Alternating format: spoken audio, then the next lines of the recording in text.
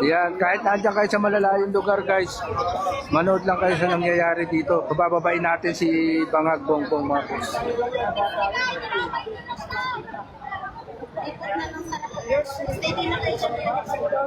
Shout out sa mga taga Bulacan na sumusuporta. Tuloy lang natin yung pagsuporta natin guys.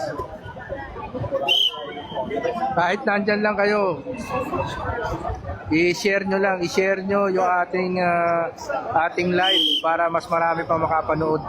Dahil hindi ito inaano sa mga mainstream media, hindi pinapakita sa mainstream media.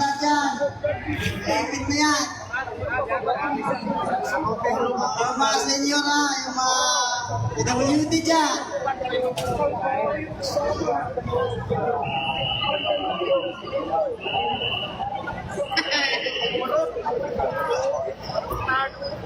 Wag lang iiyak,